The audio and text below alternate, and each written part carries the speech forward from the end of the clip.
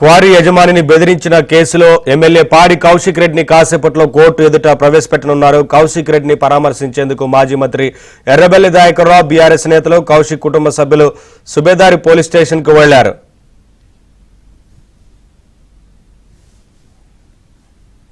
ప్రసక్తే లేదు. ఇలా ప్రజలందరూ కూడా గమనించాలి. ఇలా రేవంత్ రెడ్డి గారు చేస్తున్న అక్రమ అరెస్టులు, అక్రమ కేసులకి నువ్వు రేవంత్ రెడ్డి గుర్తుపెట్టుకో, నువ్వు ఎన్ని కేసులు పెట్టినా. అటు వరంగల్ పోలీస్ కమిషనర్ ను కలిసిన బీఆర్ఎస్ నేతలు ఎర్రబల్లి, వినయ్ భాస్కర్, చల్లా ధర్మారెడ్డి లీగల్ టీం కలిసింది. కౌశిక్ రెడ్డిపై నమోదైన సెక్షన్లను మార్చాలని కోరారు. లీగల్ అడ్వైజర్లతో మాట్లాడి చెప్తానని సిపి సన్ప్రీత్ సింగ్ తెలిపారు.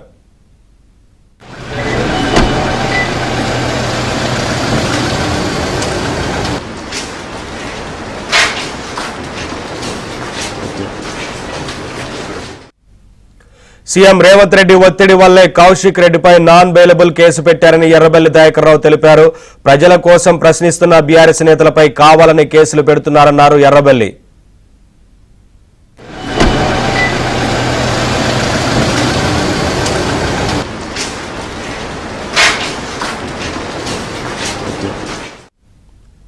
అప్డేట్స్ మా కరెస్పాండెంట్ నవీన్ అందిస్తారు. నవీన్, పాడి కౌశిక్ రెడ్డిని మరికొద్దిసేపట్లోనే కోర్టు ముందు ప్రవేశపెట్టబోతున్నట్లుగా తెలుస్తా ఉంది కదా, ఏ సెక్షన్ల కింద కేసు నమోదు చేశారు? ఈ కేసు సంబంధించి ఏంటి వివరాలు?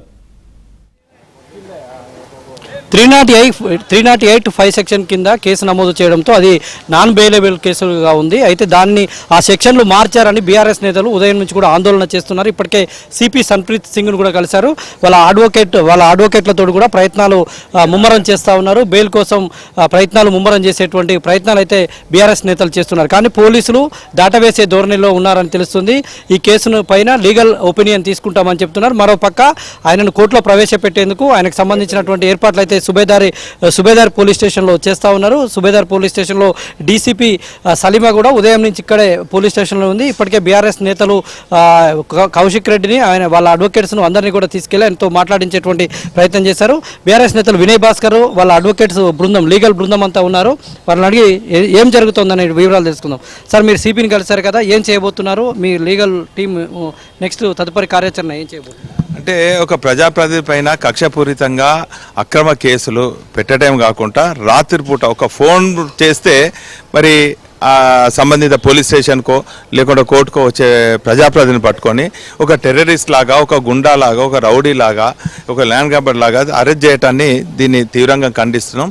మరి దానికి నిరసనగానే ఈరోజు మా పార్టీ శ్రేణులందరూ కూడా ఇక్కడ రావడం జరిగింది.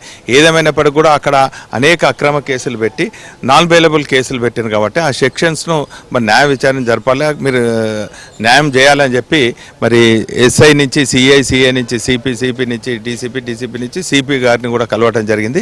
వారు లీగల్ అడ్వైస్ తీసుకొని ఆ సెక్షన్స్ వాస్తవంగా ఏమున్నది ఏందని చెప్పి మరి నిర్ణయం తీసుకుంటా అన్నారు. మా న్యాయ నిపుణులు, మా అడ్వకేట్ సహోదర్ రెడ్డి గారు, మిగతా న్యాయ బృందం అంతా కూడా వారిని కలవటం జరిగింది. వారు ఒక 1-2 అవర్స్ టైం తీసుకొని లీగల్ అడ్వైజర్తో మాట్లాడి మళ్ళీ సంబంధిత పోలీస్ అధికారులకు మాకు సమాచారం ఇస్తాను. తెల్లవారుజామున పోలీస్ స్టేషన్ సుబేదార్కి తీసుకొచ్చారు. ఇప్పటి వరకు కూడా కోర్టులో ప్రొసీడ్ చేయలేదు, హాజరుపరచలేదు.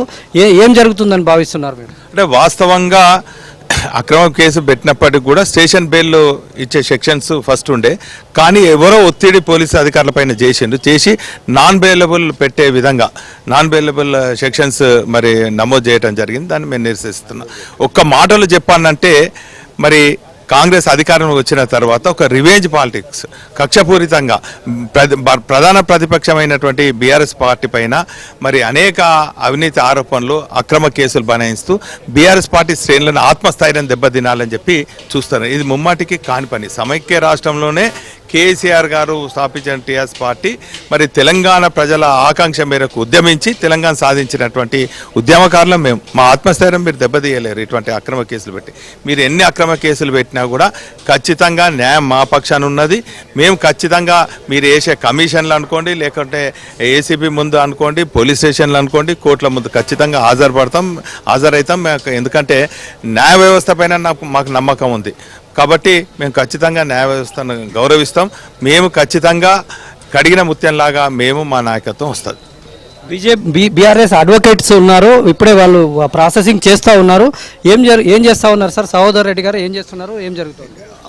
ఇది యాక్చువల్లీ పొలిటికల్ మోటివేటెడ్ కేసు. ఇందులో వారైతే సెక్షన్ 308 సబ్ క్లాస్ 2, 4 మొదలు పెట్టి ఎఫ్ఐఆర్ చేసిండు. అసలు అవే అట్రాక్ట్ కావు, ఎందుకంటే ఎక్స్ట్రాక్షన్ అయితే తప్ప అవి అట్రాక్ట్ కావు.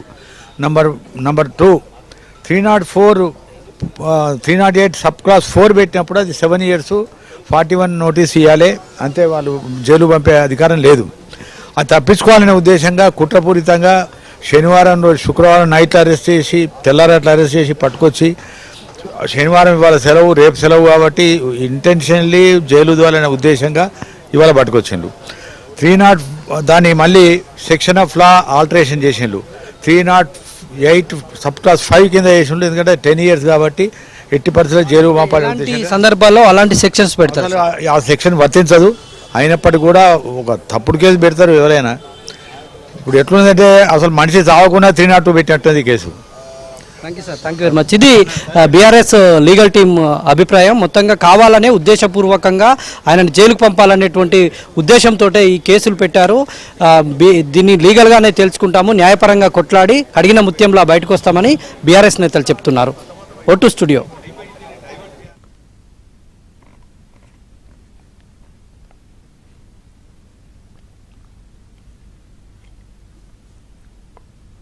రేవంత్ రెడ్డి తిరిగా దొంగ నోటు తిరగనో అబద్ధాలాడి బ్లాక్మెయిల్ చేసి బతికే తత్వం టీఆర్ఎస్ బీఆర్ఎస్ పార్టీ నాయకులకు లేదు.